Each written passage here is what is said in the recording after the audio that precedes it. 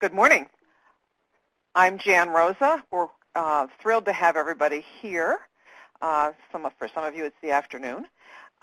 We're here today to talk about managing self-care and how we handle that within the context of being bench officers, judicial officers. I'm Rosa, retired from the New York State court bench, and joining me for this first half of the seminar is Berryl. Berryl, would you introduce yourself? Good morning, everyone. My name is Berryl Anderson, the Chief Magistrate Judge from DeKalb County, Georgia. Delighted to be with everyone either this morning or this afternoon, and I look forward to us having a really engaged conversation about how we can better take care of ourselves. Well, and speaking of taking better care of ourselves, sometimes I think I looked an awful lot like this. And kind of wondered why people looked at me with kind of frightened eyes when I walked off the bench on some days. So sometimes we're all put together before we start work, after work, especially with the kind of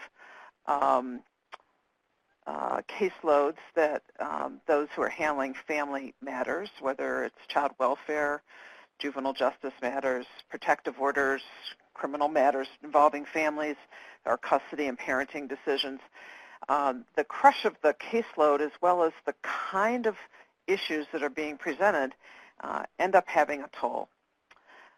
But we're here because we really have a privilege and an honor to be able to shape what happens to our communities tomorrow.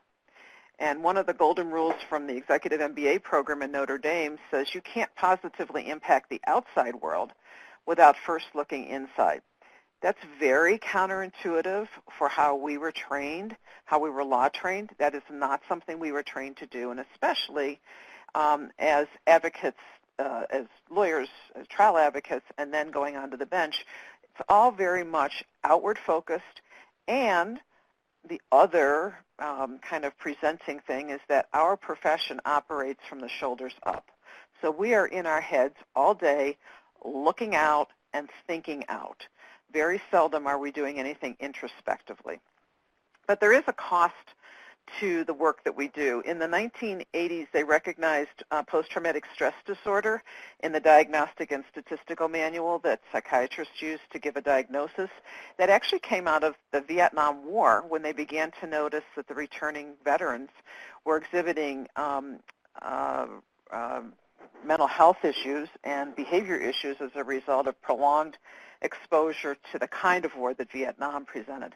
And then after they had recognized it in others, therapists about 10 years later began to recognize that they were having some of the same effects from dealing with their patient load.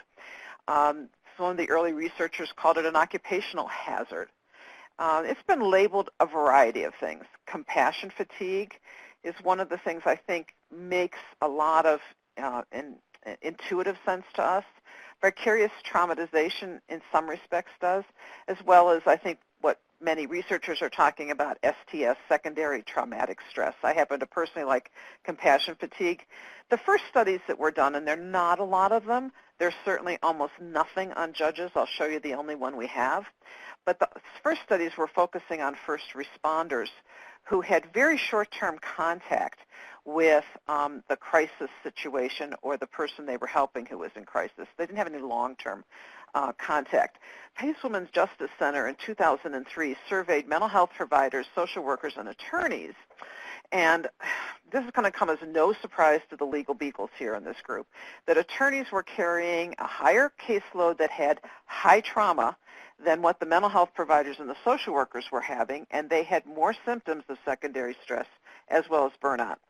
For all the professionals, an increased caseload, an increase in the number of cases you had to juggle meant that you got higher burnout and higher secondary stress. And a lack of support meant higher burnout and secondary stress. Well, when I said lack of supervision, I first saw that I went, what is that? I found out when I was on the bench that one of the the School of Social Work asked us to come over and talk to their graduate students about the foster care system and its intersection in the courtroom. And as a result of that, they also asked if they could send some of their MSWs into our courtroom to do observation. We had a social worker on our staff, and she provided the supervision. So she'd come into my courtroom, and she'd sit there, and they'd sit there for a while, and they'd very quietly talk in the back, very, very little, and then all of a sudden they would leave after about an hour or two, maybe only two-thirds of the way through my caseload, or my docket for that day, and it went on and on and on. And I finally said to Noreen, why are you leaving? Well, she said, well, we're doing supervision. What do you mean by supervision? Well, after we hear a certain number of cases and issues going, we go to talk and debrief it to see how she's feeling about it and how she's managing all of the emotional stuff that's happening. And I went, oh, that's supervision. That's not a term that the legal profession understands very well, if at all. But there is actually a value to having that kind of mentoring that we're going to talk about. So there's some terms. There's resilience. That's your ability to bounce back. And those of us that have a foster care caseload, you know, we're always looking for resilient children who can beat the odds with a hand that was dealt to them in childhood and be resilient and go on to have great lives. Stress is like the glass of water that I'm holding. So if I hold a glass of water and I'm standing here walking around talking with you and I have it for a couple of minutes, it doesn't bother me that much. If I am going to hold that glass of water for an hour, it's really going to bother me. And if I have to carry it around all day, it's really debilitating. You might think about somebody who's almost healed, but they're still on crutches. Carrying those crutches and working on crutches is a real tiring stress.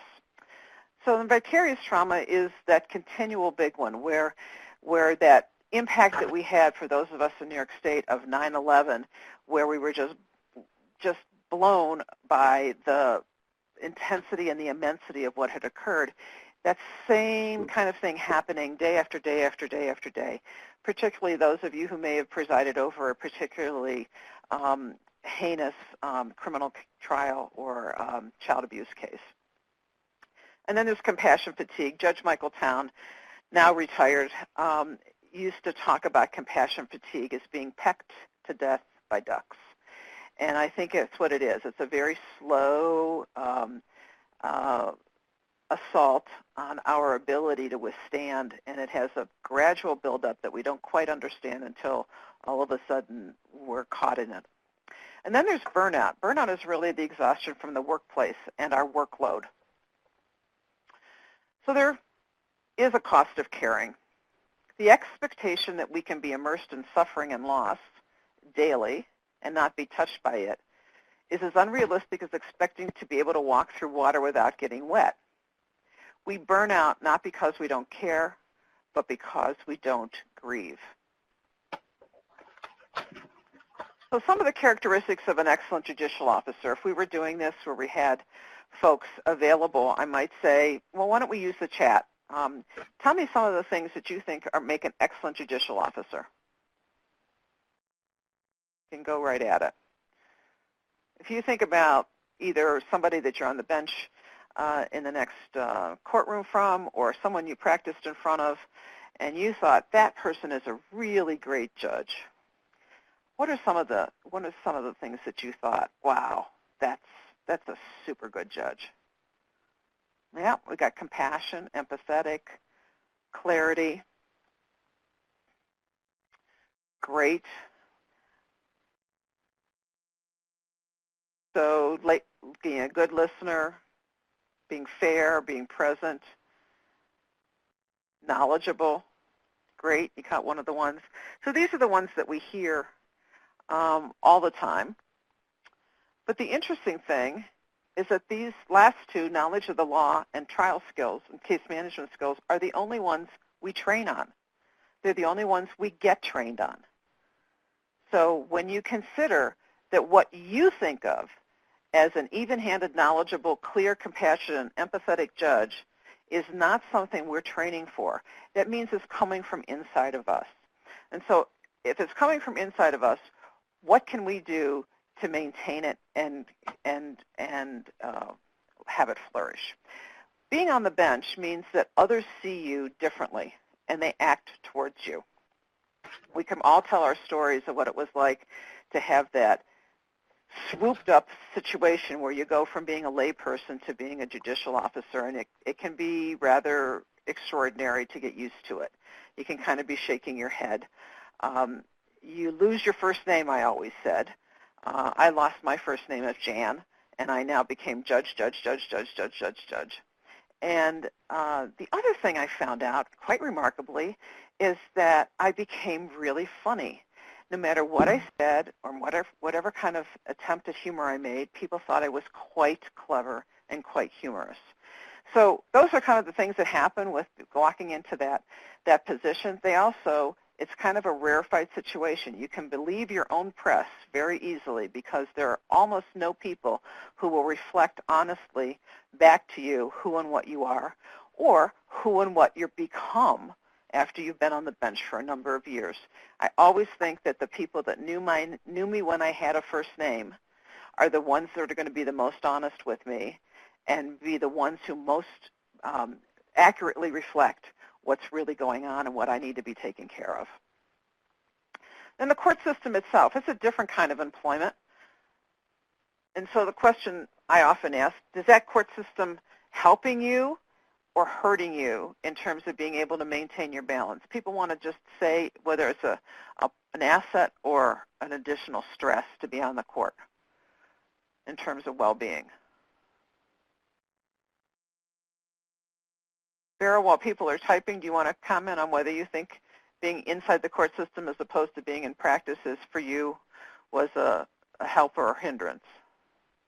I can tell you that at the outset it may appear that it's a tremendous help. As you said, it's really easy to start believing, as some of the young folks say, you start to believe the hype or start to believe that you are funnier. You think that you do lose who you are if you're not careful. And I think that it can be something that you have to discover. It's like a self-discovery. You have to recognize who you are before you got to the bench and focus on those things that were important to you before you got to the bench, because you can get completely caught up and lose sight of who you are at your core. And it can become a very stressful thing, and you don't realize it. It'll slip up on you. But thank you, Berryl. But the system itself, somebody commented, it depends on the team you're with. It does. That certainly helps or hinders it. But just going from being in private practice to going to the court system, those folks who were trying to make sure they paid their bills and kept their office open find out now they're going to get a paycheck at the end of their work week no matter what they do. And that's a big help. On the other hand, they lose the ability to control when they're going to not be on the bench, when they're going to take time off, how hot or cold the room is in the courtroom. There's lots of things you lose the power of control over, and yet, on the other hand, you gain some security. You also have some distancing so that you're not necessarily sitting there watching somebody crying or emoting. You're certainly not catching as many colds from people coming up and because they're not close to you. But there's a difference. It doesn't necessarily mean better or worse, and it really does depend on the environment that you're in. If the court system itself is a hostile environment for you. Then we've got our lawyer personality, and our lawyer personality is always the question, is it cup half full, cup half empty? For most of us, the cup is filled with something toxic.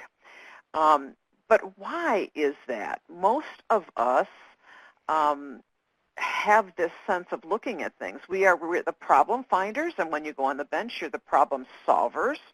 And so we've got lawyers and judges involved in problems, and looking for solutions. And it makes sense that in many respects we are more pessimistic. And that is not a character flaw. It actually is, frankly, one of the reasons you were attracted to the law, because you have an opportunity to go in and see a problem and then begin to think of solutions. And you are rewarded as an attorney by your ability to find good solutions and to see the problems. So if I've got two people come in with a contract and they want to put a business contract together, my ability to see all of the pitfalls that they can fall into that they have no concept of in their rosy-eyed desire to put a business together, my ability to project problems and account for them and give them a great contract tells everybody how successful I am. I get rewarded for being pessimistic and finding out what might go wrong. But pessimists, so we're really good at predicting outcomes, and that's why we kind of self-select for this profession. So don't be so hard on yourself. We also happen to be right more often, which is a very nice thing. However, optimists will live longer, and they will tend to have more friends. So my suggestion is see if you can shed some of your pessimism and grab some optimism. In addition to what we've got different professional languages. We speak legal, and then we're in a courtroom that the population in front of us as self-represented litigants does not understand that. And the social workers in front of us don't understand it. And there's increased workplace friction and frustration. The civil servants who are working and staffing the courts don't understand us often as well. So we have a code of conduct of judicial ethics. We have a caseload that's never low. It's always increasing. We have the isolation that comes from being on the bench that gives us that separation as we're required to do under the code of conduct to keep an even keel and give an even playing field to the people that come in front of us.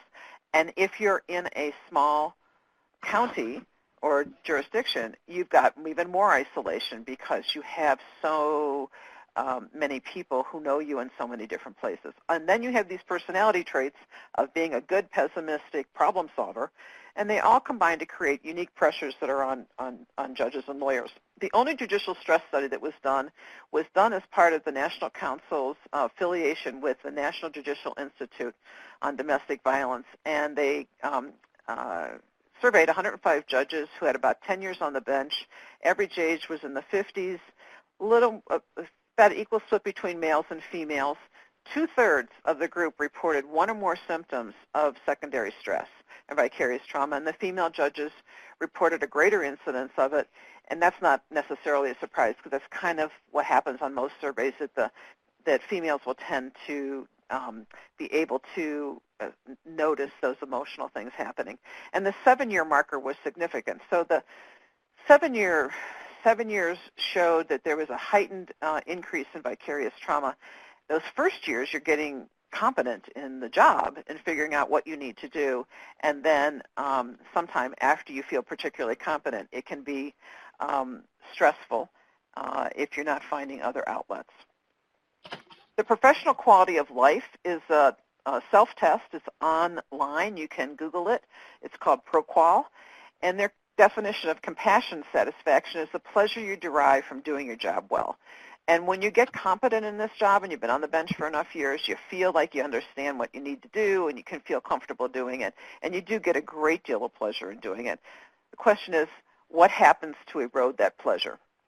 ProQual is well established. It's been around for over 15 years. It's a very validated process and self-test. Feel free to take it. Don't get upset if you take it and you find out that my compassion satisfaction may not be quite as high as you would like it to be up here in the green, and I'm falling down into some compassion fatigue with some exhaustion and depression and burnout, because that's simply it's like a thermometer, taking your temperature to see where you're at with the opportunity then to do something about it. Another easy way to take your temperature is to write these things down on a piece of paper on the left-hand side. Then take your pen and draw a line and say, what's happening with my energy over the last 6 months? Is it trending up or down? My close relationships, am I feeling like am I continuing my close relationships, or are they going? My satisfaction at work, is it going down or not? And you'll begin to see whether you're trending up or down on things, and actually what sphere it is that's a problem. And I think the last one, the spirit, your inner flame, is one that I think is frankly the most important. That's what's going to keep us alive and kicking and enjoying life and in having the people around us enjoy us for the longest time. So these develop because you're doing a good job. Burnout, secondary trauma, vicarious trauma, they're all part of the professional positions that we're in, doing the kind of caseloads that we're in. I was at a judicial seminar once on a state level in New York, and I was sitting next to some folks whose jurisdiction were handling claims against the state of New York. So those were people who had problems with roads or municipal buildings or whatever. When the presenter asked them about trauma, they could not answer the question. They didn't have any. They had a very measured, low-key, no-stress workday. They finished the case. They went and sat between them and their clerk and wrote the decision out. They had nothing that bothered their day. They came in as an emergency. I'm not sure how much we had in common. I'm not even quite sure why they were at this session, because they really couldn't understand what we were stressed about. So it really depends upon the kind of work you do. But this happens because you're doing a good job, that you really care about the cases that are in front of you, that they mean something, and that you understand the urgency and the emergency and the intensity of what needs to be done. So it's not a flaw. But it's about reframing it then. Instead of beating ourselves over the head about how we have this view of looking at life, don't call it a disease. Let's just call it prevention. So what's our prevention model? And that's what we're going to talk about for the rest of the day. Osmosis happens. I became to understand my exposure to people's trauma changed me on a fundamental level. There'd been an osmosis. I became absorbed, and I had accumulated trauma to the point where it became a part of me, and my view of the world changed. Every one of you will be able to tell me or us a story about how you suddenly realized that life was different, where you walked in public and you began to gather your children in front of you and protect them because you were worried when somebody came in front of you. It might have been someone looked a little menacing, but it might have been your reaction because you'd had a very stressful threat against you. So life changes when you're there. I remember being at Disney World in a great group of people having fun waiting for their lunches to come, and I was stressed because I was around a lot of people. And for me, being around a lot of people in a crowded environment meant I was in my old courthouse, and they were all litigants, all very upset with each other. That was not the view of that was the view of the world I was carrying, and it wasn't real. Our personal resilience will play a part. Whether you have prior mental history or been treated for it, you're more at risk if you have less experience, and then when you get to have too much experience and you haven't taken care of yourself, you become more at risk. There's your natural milestones that happen to you, your children, and your parents.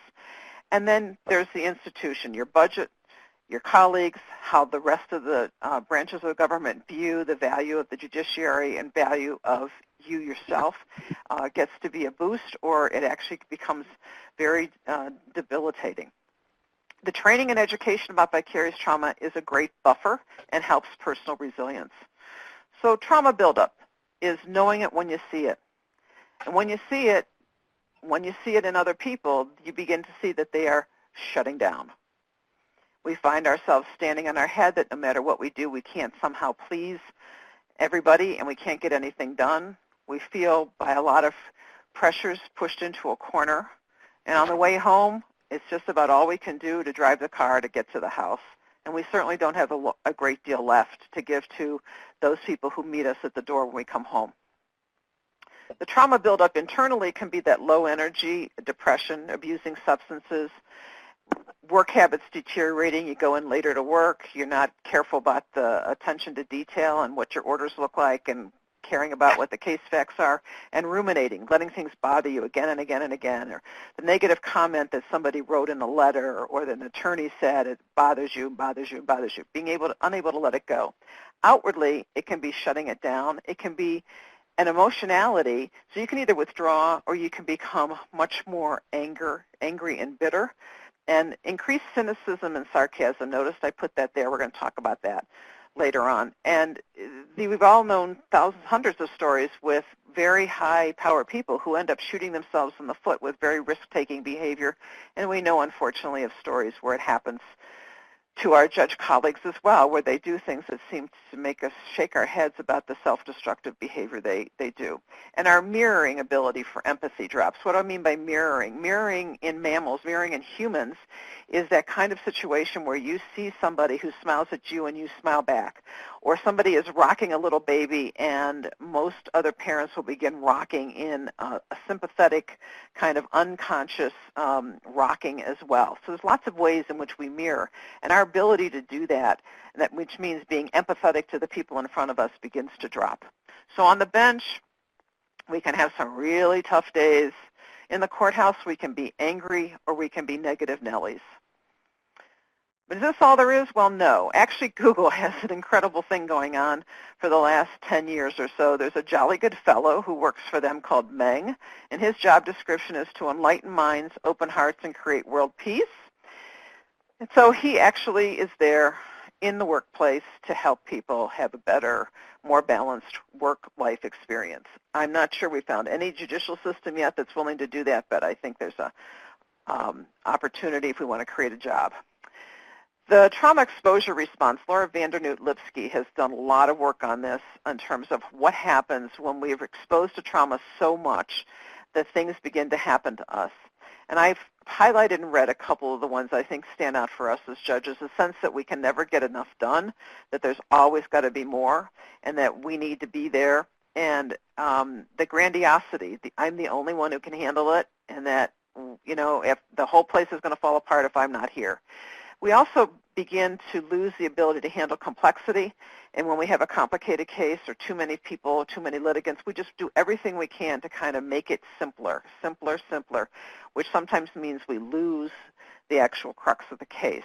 All the other ones, numbing, anger, fear, guilt, sense of persecution, all of those things are really typical of what happens to judges who are experiencing burnout. There's a neurophysiology that comes out, and I'm not about to give you a neurobiological discussion today. That's not us. But when we know that when we have an adrenal response because we see somebody, see a tiger on the path here, our energy floods, our adrenal responses, everything goes. We stop using our prefrontal cortex, and we begin to be in the fight or flight or freeze mode of survival. Nothing else counts. And when you have an incredibly bad situation that happens to you in the courtroom, and that happens again and again and again and again and again, the question is what happens to it. We don't want it to accumulate in the prefrontal cortex. So here, homeostasis is when something happens. There's a perceived threat, or you hear of people having tough times. You get into that fear or flight thing, and when it's over, that tiger returns to a quiet time.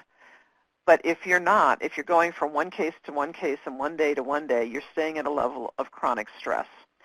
So the question for us as thinking mammals, sentient beings here, is dispersing the cortisol and the stress that come to us. So compare the tiger to you. What is your ability to metabolize what you bear witness to? That tiger has a stressful day. He lets it all go. He's done. He's finished. He doesn't carry it around and ruminate and get angry and angry and angry about it. It's done. It's over with. We don't do as good a job with that, and that is the whole key about self-care. We do some pretty silly coping techniques that don't necessarily help us. Eating, shopping, drinking, what happens in Vegas stays in Vegas, and coping, containing the energy of others. This is really geared, I think, to our court, our chief clerks. It's been a fantastic stress-free day. I've locked Timmy in his room. Our chief clerks know that they're so happy when we go away to judicial conferences because they got a couple days of quiet, and then they dread the day we come back with all kinds of great ideas about what we'd like to implement. There's such a thing that's actually known as decision fatigue. It's the hazard of being the decider. There's a biological price that they have studied. We become reckless, and we do nothing because the brain is always looking for shortcuts when we get tired. We begin to lump, skip, skim. We give more weight to the source and less to the evidence. Lots of problems when you're listening to who's coming in to give us the information and what their credentials are. We increase our blame and excuse making, and we lose empathy. Then we add in the human element on our caseload. So burnout comes from being depleted. We have an unacceptable load that does not allow us to get any restoration.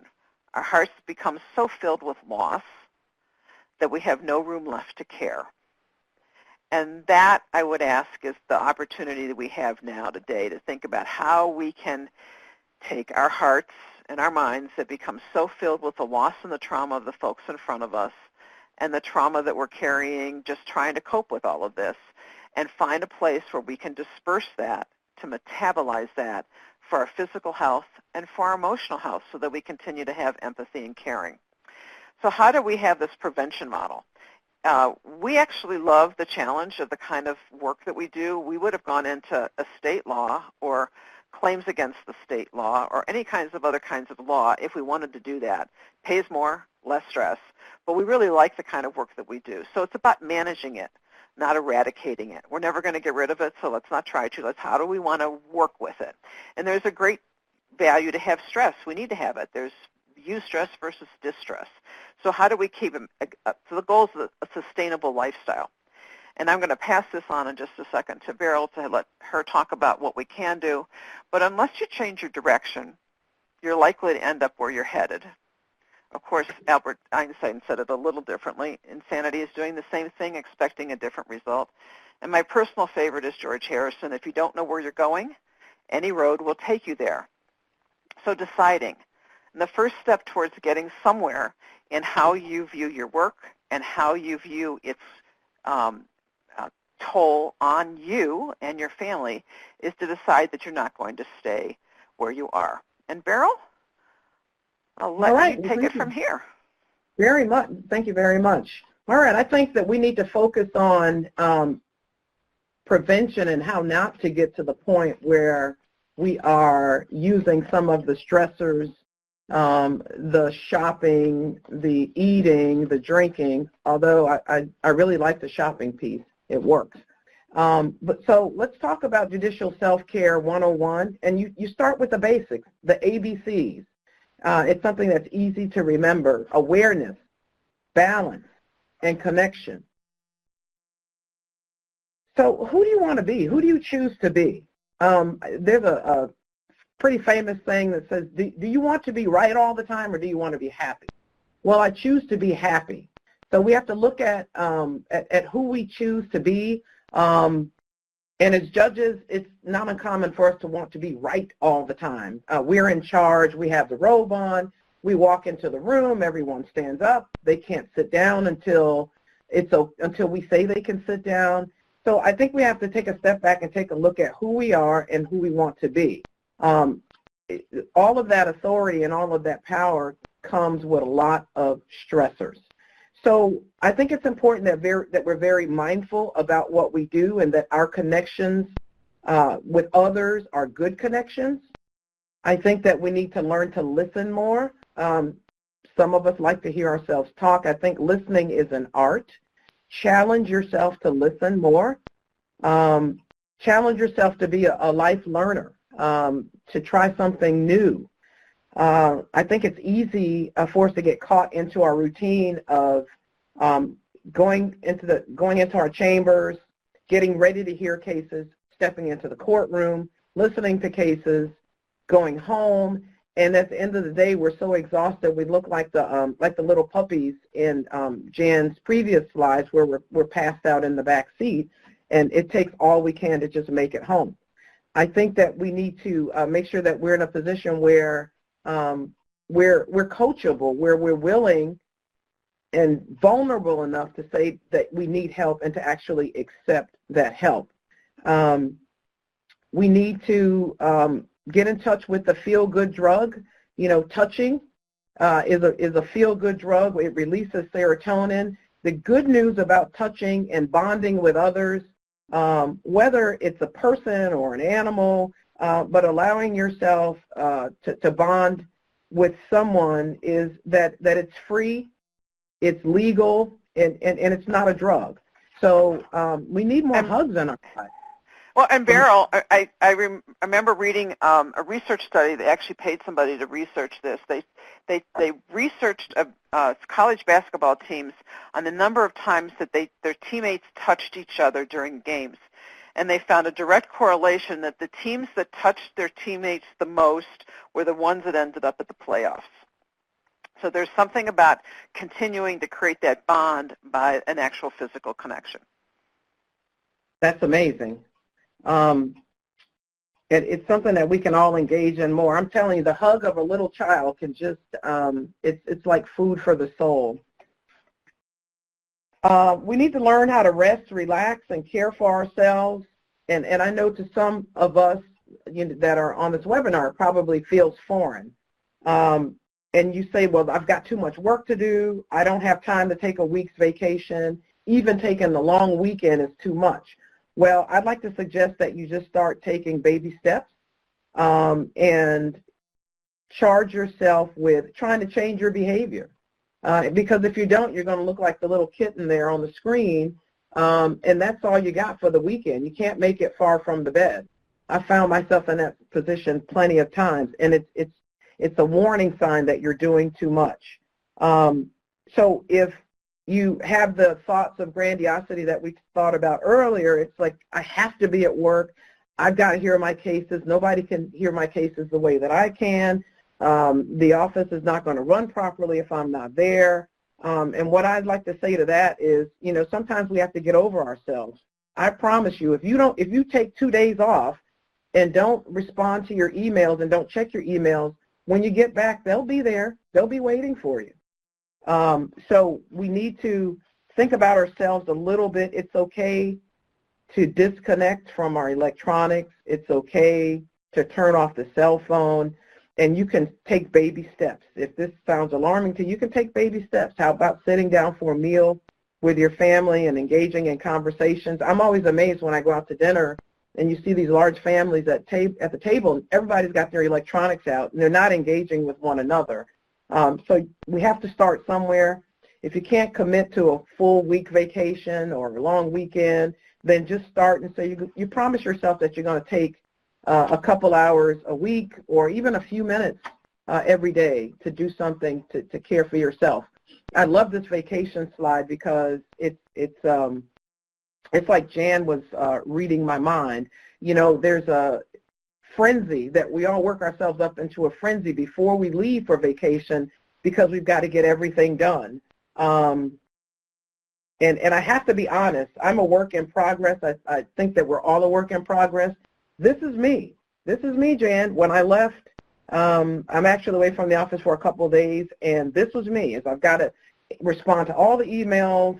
There are certain things that I've got to get done, a couple of letters, and so you work yourself up into a complete frenzy before you leave the office, and then you get on the plane and you sit back, and it's like, oh, I can finally rest and relax on the plane. And then as soon as the plane lands and you got email service again, then there's this incredible urge to say, I've got to check my emails. What if I got an important email and I'm missing out on it? Well, let me just log on for just a moment.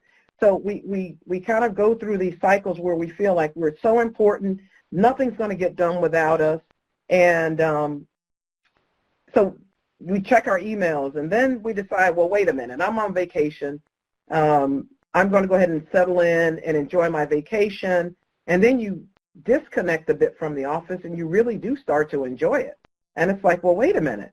What if I never go back to that life? What if I never go back to all that stress? Sounds pretty good. And then I start thinking about, you know, I start dreaming about selling pina coladas on the beach, and oh, this is wonderful. What a wonderful stress-free life. Then reality kicks in, and you find yourself checking your messages. You realize a bunch of them are spam. You got to go back to the office, and we go right back to our normal life again. It's back to life as we know it. And so there's a real science of cognitive behavior and how we can train ourselves, and this is actually free. We can train ourselves to engaging in more positive behavioral patterns. And we can do that on a regular basis, and it's not, I like what Jack Sparrow said, is it's not the problem. It's not the problem that's the problem. It's the way that it's your attitude about the problem, which is the next slide. So we've got to change the way that we look at things. When you change the way you look at things, then the things that you look at actually change. And I think that it's human nature to kind of make things bigger than they really are, for us to take on more stress than we really need to. And Jan, can you share with us a story about the apartment dweller? Well, it's a fast one. There was a New York City apartment person who moved into a new Manhattan apartment. She moved in one Saturday, and she was late in the evening, and she was trying to fall asleep, and the apartment next door to her, all of a sudden, big piano music starts pounding out, on and on and on, to the point where she totally can't sleep. She gets dressed, goes down to the concierge, because they have concierges in New York City, and she's, blah, blah, blah, blah, blah. What's happening? What's going on here? Oh, ma'am, you're in the apartment next to Van Cliburn. And whenever he comes back from Carnegie Hall and he's not completely happy with his concert, he will replay the concert till his satisfaction. Well, that really changed what she thought about hearing coming through her wall. So she went upstairs, pulled out a chair, and put it against their common wall and continued to listen to the rest of the concert. So it really is a question of reframing what it is that you're hearing. And it was the same music, but she just looked at it. It was exactly the same music. It was now a concert instead of a racket. And I think that thank you, Jan, I think we need to be very intentional. We can be proactive about gratitude. Gratitude is a beautiful thing. It can take you to your happy place, and it changes the focus. Just like in the story, something that made her angry, she's able to turn it around and then look upon the music favorably as something that she appreciated. And I think it's important when we're in meetings to tell the people that we work with, tell our colleagues, tell our support staff that we appreciate them, and to surround ourselves with positive people and with positive messages. I like to engage in random acts of kindness and just to be kind to someone and for them to not even see it coming. It makes me feel good. And so there's a bit of an adrenaline rush from that. And it helps us move away from the grandiosity piece. I'd like all of you who are on the line, if you can just take a couple of seconds, and we want to be very intentional about gratitude. If you can just write down 5 things that you're grateful for today. And if you don't mind sharing 1 or 2 with us on the chat line.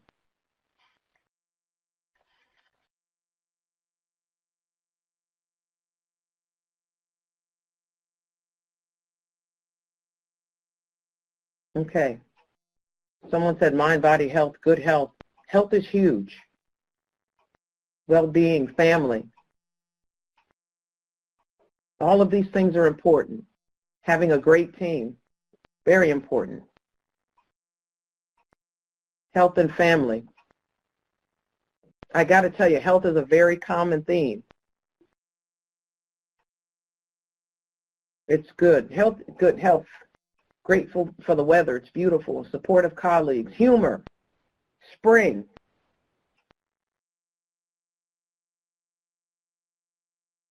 All of those things are very helpful. Pets.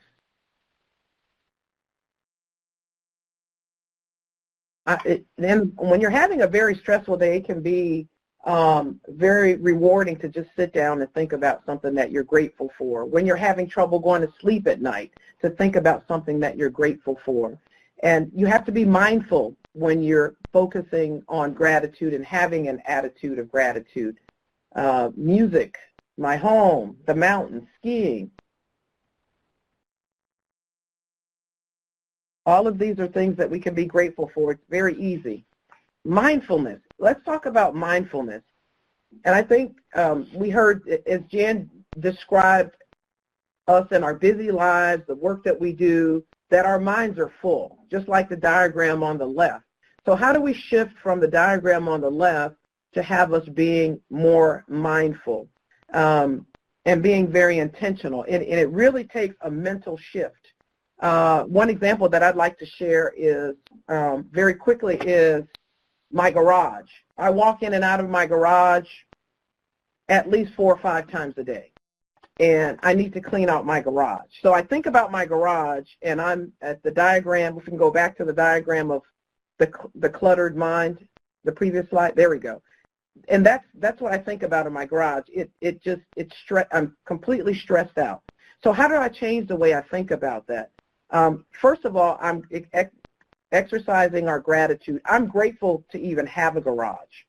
So I'm grateful that I have a garage, and I look forward to the day of spending some time with someone that I really care about, cleaning out my garage, decluttering it. It's going to make me a happier person. I'll feel better, and I'll be able to give a lot of the really nice things in the garage, a lot of new stuff, be able to donate that and to make someone else happy.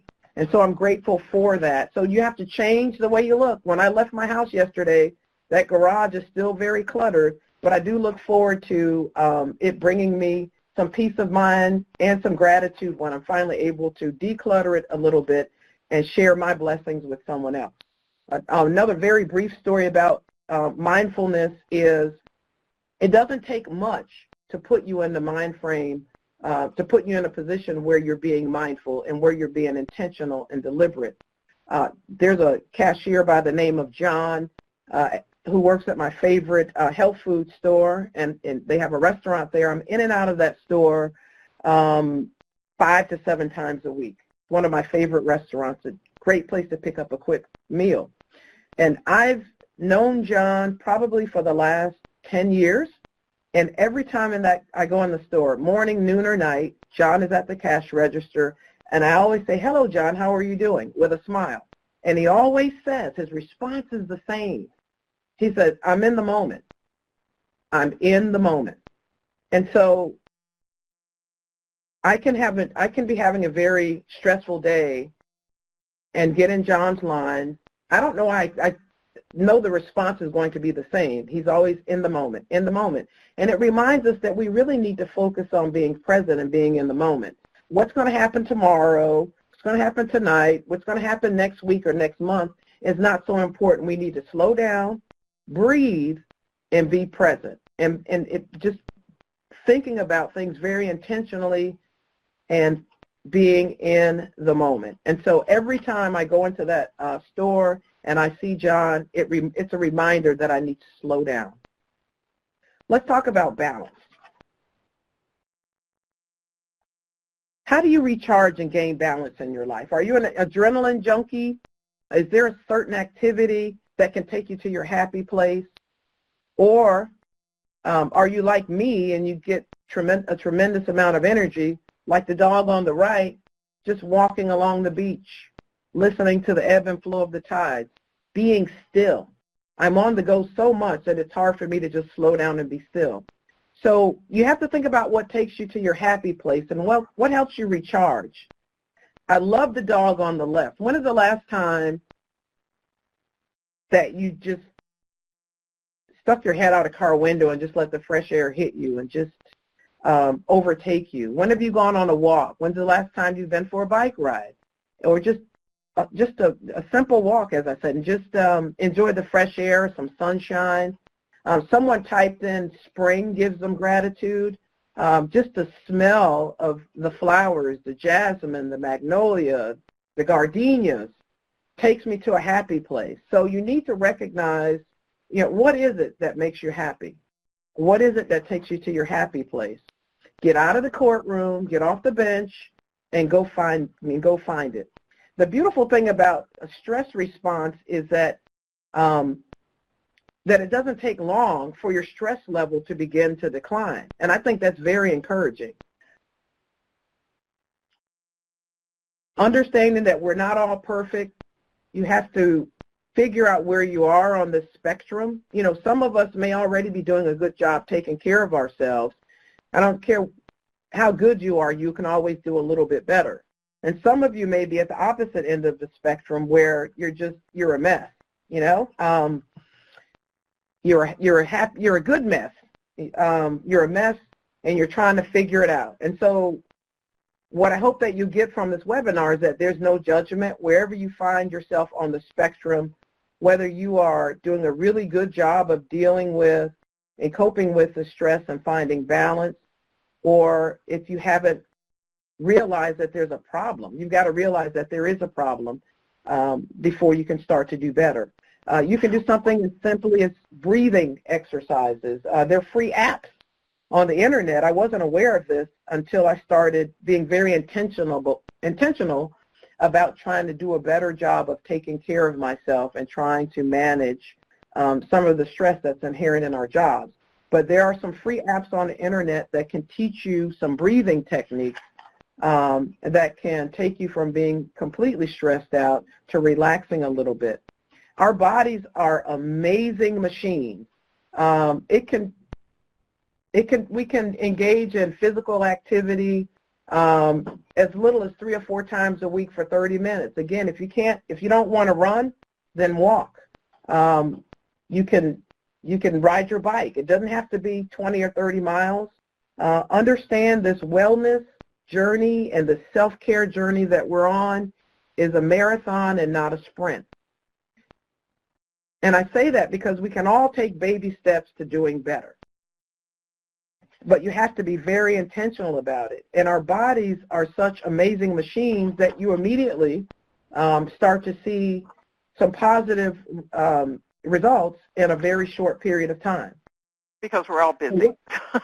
We're all busy. So what can you do? Yeah. So what can you do? Fortunately, the science is showing that it doesn't take a great deal to become really fit enough to be able to dispel the toxic assaults we're getting and to get that neurophysiological response of cortisol lowered. That's the hopeful thing about the exercise science that's coming out. That's good stuff. Our bodies really want it. They need it, but they also want it. What's important to keep in mind is that there is no one-size-fits-all self-care prescription. And so what works for me, that would be me, the cat on the left, trying yoga. What works for someone else may not work for me. So you've got to figure out what works for you. Try something. And so it may be, look, I love this. The one on the, okay, so it may be lifting weights, it may be walking, it may be yoga, it may be jazzercise, it may be, I don't know, it may be coming together with a group of folks who are doing the same type of work as you. Whatever it is, you need to discover what works for you. What is it that makes you feel good, takes you to your happy place, and you need to do it. Again, focus on gratitude. Make sure that you're getting adequate rest. You can't put a price tag on having a good night's sleep. Just looking at these slides make me want to take a nap. You can't make up, and the science shows us that you can't make up if you're in a point of finding yourself sleep deprived. You can't make up for the sleep that you've already lost. If you're having trouble falling asleep, the last thing you should be doing is thinking about work. And I don't know about you all, but sometimes I would often have trouble falling asleep at night because I'm thinking about work, or I would wake up in the middle of the night and start thinking about work. That's no good. Let's try to shift that and start counting. Instead of counting sheep, count those things that you're grateful for. And hopefully you'll drift off to sleep comfortably. Nature. Getting out in nature, being around nature, it's really good for the soul. I don't know what it is about Alaska shows, but those of you who know me know I'm just completely addicted to Alaska shows, looking at people who, especially those who live off the grid and they hunt and kill their food. If they can't find a caribou, they don't eat that day. And so it's something about that really relaxes me. And it may be because my life is so the exact opposite. I'm waiting on the little blue box to show up that has all the ingredients for everything that I need. And then the opposite end of the spectrum, you've got folks who are out there fishing and hunting for their sustenance. I'm going to turn it over to Jan for a couple of slides. Okay. The studies, let's go back to what the social science tells us, that there's some effective strategies that have been shown in studies that work, so that if you're able to find opportunities to predict and anticipate your issues, you're going to have less stress. That means that when you're on intake and anything can show up days, those are going to be higher stress days than a day that you know you have only XYZ happening. So to the extent that you're able to manage it, those moments, half days or days, are helpful to reducing stress. Knowing that you're making a difference. Every single one of us in this room, on this bench, are doing this because ultimately we want to make a difference, and we believe there are days when we actually do make a difference. We believe in some cases we actually do make a difference. That altruistic reasons that motivate us is another stress reliever. And humor. Having a good, healthy sense of humor is wonderful, and not a sarcastic sense of humor, but having a sense of humor actually dispels the cortisol, the toxic stress response. We talked about metabolizing what happens when we're in a high-stress thing and being able to reduce that cortisol. Humor and laughter is a fabulous way of doing that because we're hardwired for it. It's actually something that comes in every single little human being. Being a lawyer and being on the bench, a lot of that gets pounded out of us, but we're hardwired to do that. But I would suggest to you that you be careful on the kind of humor that you use. Judge Judy is probably example A of the sarcastic judge, the sarcastic humor on the bench. And if you see it, I would hope that you would see that you might get a cheap laugh. But it is really sarcastic humor, sarcasm, which we are super good at. Judges and lawyers are great at irony and sarcasm. I think we're probably about the best humorists on that genre. But sarcasm, I would suggest to you, is really veiled, hidden, not so hidden anger. And it's disrespectful. By its nature, it's disrespectful. So be humorous, be careful using it on the bench, and by all means, check the sarcasm at the door before you walk onto the bench. So let's talk a little bit about connections before I turn it back to Berryl.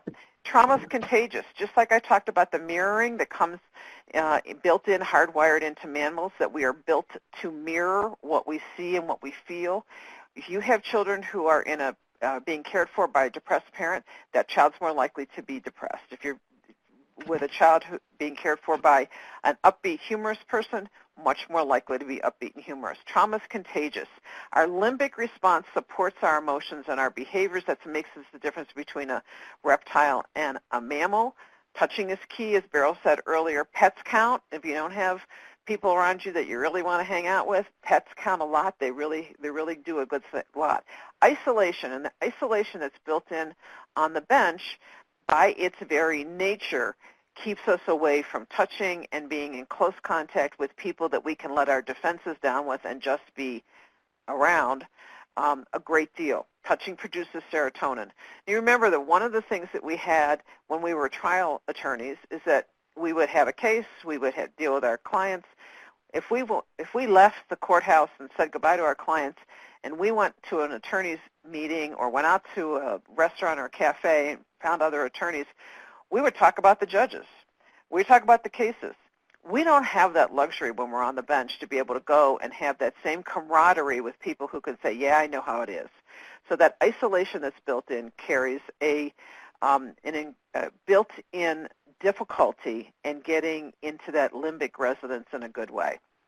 Social connections are super, and studies have shown that, interestingly, even though Puerto Ricans and Cubans have higher poverty rates and a higher tobacco use rates than Americans, they live longer.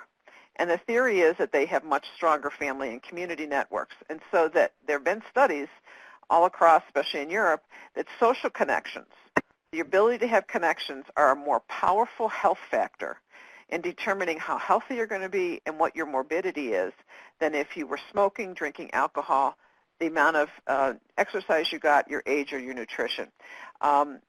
So age research showed that quantity or quality will work on social connections. It is actually something, and people who have done aging studies, they talk about the difference between aging women and aging men.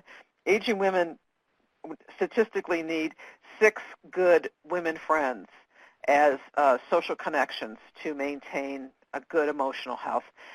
Men tend to only need 1 good woman to do that, to hold that same role. So make sure that your social connections are strong the longer that you live. So it's all about relationships. I think this is you. All right. That's right. Thank you, Jan. Thank you, Jan. So I want to speed through the next few slides because I want to take at least 10 minutes so that we can we have a little bit of Q&A. So it's all about relationships. We need to examine our relationships. You know, some relationships are better than others. There are some relationships that we can't avoid. I love spending time with family and friends, and to be quite honest, I enjoy spending time. Sometimes I enjoy spending time with friends more. You may ask, why is that? Well, I can choose my friends. I can't exactly choose my family. So I want to surround myself with positive people. You want to be around positive people, people who make you happy, and not people who drain you and bring you down. I love spending time with children. Children are just so innocent, and they're wonderful, and they don't say, hey, I've got a problem, and they know that you're a judge. And I don't know about you all, but when I'm around family, everybody's got a legal question or a legal problem. So I like spending time with friends, hanging out with my nieces and my nephews and young people. Dancing. You know, there's this old rap song that says, wave your hands in the air and wave them like you just don't care. For all of you on the line, when is the last time you went out dancing? When is the last time you had a concert in the shower? Sing. All of these things make you feel good. Affection, as I said, is something that we all need, those human connections. Pets are wonderful. Volunteering, doing something for someone else can also give you a great sense of belonging. I believe that giving back is a very small price to pay for the wonderful lives that we are all blessed to have. Spirituality, I can't emphasize that enough, that you need to find out what works for you and make it a part of something that you do on a regular basis. It is a very important connection to have. And I can tell you that spirituality can sustain you during some of the toughest times. And we all know that as judges, sometimes we have some really tough days. Become a mentor. Mentor someone else. Or maybe you can reach out and if you are new to the bench, see if you can get someone who's willing to mentor you. But there's a lot that can be said about the sharing and the exchange of people who do similar work, and sharing with a mentor to let them know some of the challenges that you face, and having someone with something in common that you can share with. I also want to say that to the extent that you are able to, then select a docket that works best for you. As a chief judge for my court, I'm able to assign judges to different dockets, and it is one of my cardinal rules that I will never assign someone to a docket that they don't like. They're not going to do well. And so I want them to thrive, and so it's important to put people where they're going to be happiest because they'll perform better. Judicial Engagement Network. I'm going to let Judge Berns, you want to tell us a little bit about that? I do. Hello, everybody. This is Elizabeth Berns, and I'm a judge in King County Superior Court in Seattle, Washington. Very honored to be presenting along with Judge Rosa and Judge Anderson in this. And you'll hear a little bit more from me in part 2. But just as you'd heard earlier, the whole idea about relationships and camaraderie, having that connection and ability to talk with each other is something that the Judicial Engagement Network completely supports. We call it affectionately JEN. And it's a national collection of judicial officers that come together periodically and also have that networking ability outside of our meetings to talk about what are we doing to address these issues ourselves, and then what are we doing to support others around us in our systems, in our community addressing these issues. So all of you are encouraged and welcome to be a part of the Judicial Engagement Network. We've got some contact information here, and again, it'll be part of your material. So look forward to talking with you more in part 2, and back to you. Thank you, Elizabeth. Whoops, hang on. Right. So I want to expound on the Judicial Engagement Network, and a group of us came together in October, and we had a small group discussion on self-care, and found what was discovered in that small group session is that a lot of us were not doing a good job taking care of ourselves. And we made a commitment at that meeting in October to start checking in on a regular basis. And so I took up the charge, and I connect on a regular basis with about 10 different judges from around the country. And it's just a simple, and it's an accountability piece. We hold each other accountable to talk about what we've done over the last 30 days to take care of ourselves. And it has really been refreshing. There's no judgment. Some of us do a better job than others, but just knowing that someone else understands and someone else cares has been really, really helpful, and kept us on track to make sure that we're caring for ourselves. Whatever you do, judges, don't dump on others. This is a slime from Ghostbusters. So we have to be careful about what we're putting out in the universe, and just going into your colleague's door to talk about what a horrible day you've had is not helpful to that person. So we want to lift each other up and try to share, but we want it to be positive. Or at least with warning, like I've got to dump, so be prepared. Yeah. Yep. Warning, I'm coming to dump. Is it okay? Are you at a good place for me to dump? So and you Berryl, want to get permission to dump. We want to make sure we have some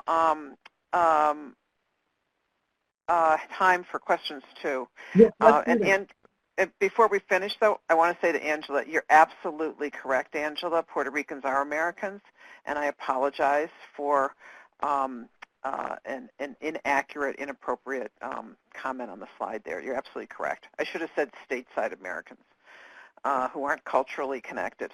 Thank you. I'll make sure the slide looks better the next time. I'm sorry, Berryl, go ahead. Yeah, let's go ahead and take time for questions. And I do want to say one thing, because this may help someone. Berryl, this is yours. You got to say this one. Okay. I've got to say this because I'll tell you, it's changed my life. Is one thing I learned from that self-care group with Jen is that the word no is a complete sentence.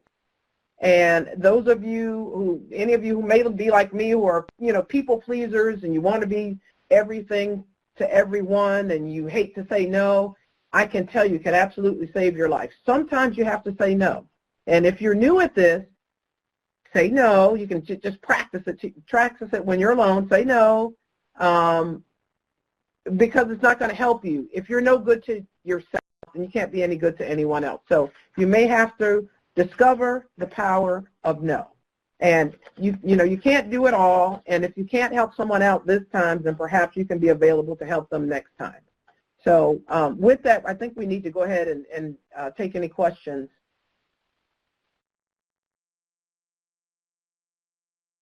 So I think, Berryl, one of the things we wanted to open up to the group is what's most helpful. I think a parting question for yourself is what's most helpful for my wellness, and how do I begin doing it now? Right. Berryl, I think you made a great point every time we've talked about what I'm not pushing off, what little piece can I carve off and do right now? If we don't have any questions, I'd love to see some examples from those of you who are going to commit right now to do something. Just type, if you can type it in, one or two things. When I've done this before, it's interesting to hear the various things that I hear from people. While people are typing, I'll just make some comments. I hear people who talk about singing in the church choir. It handles spirituality and singing and camaraderie and community.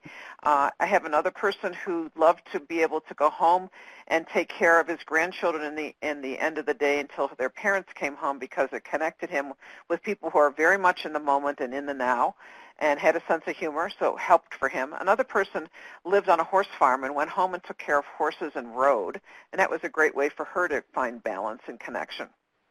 Singing in the church choir, I see someone else just wrote that here. That's wonderful.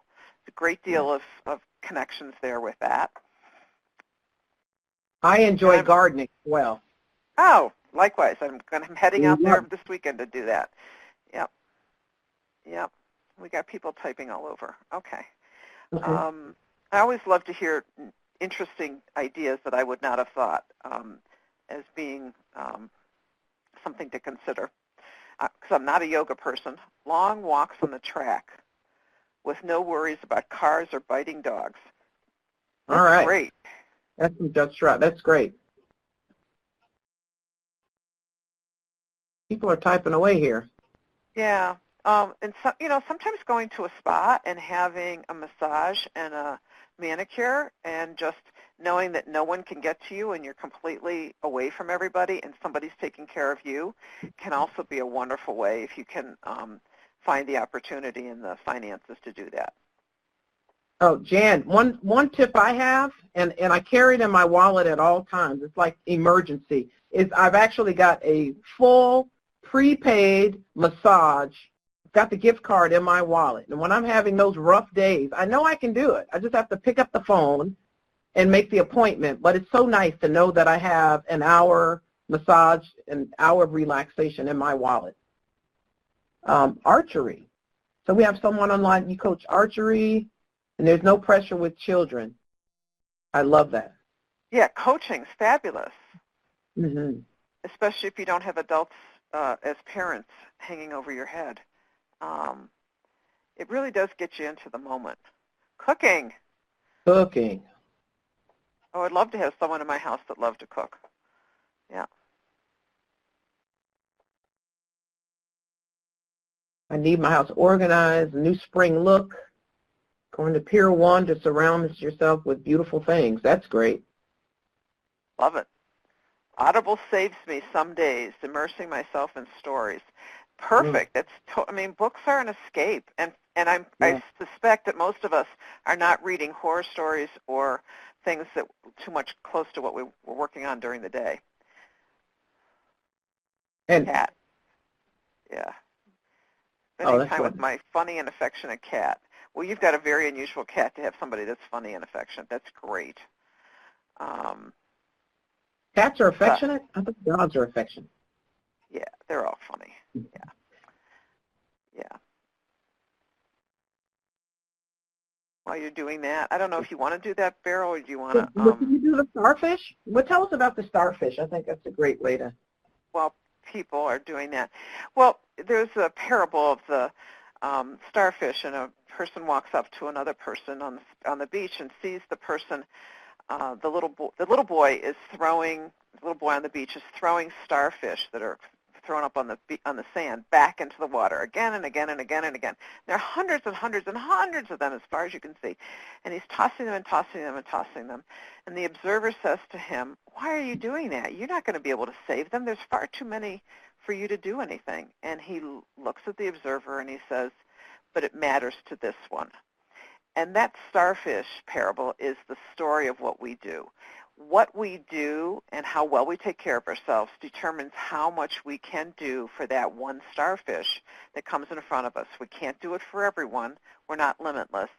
But it does make a difference for the people that we serve.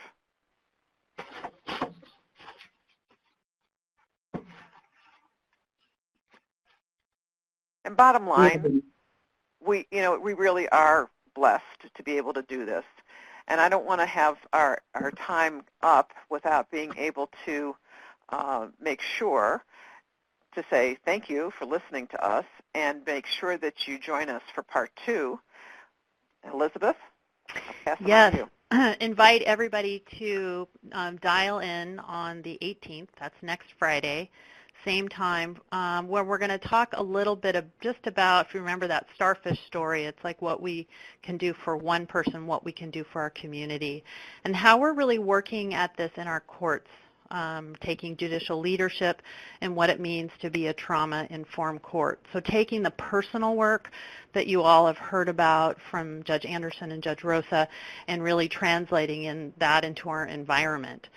So very excited to talk with you all about that next week.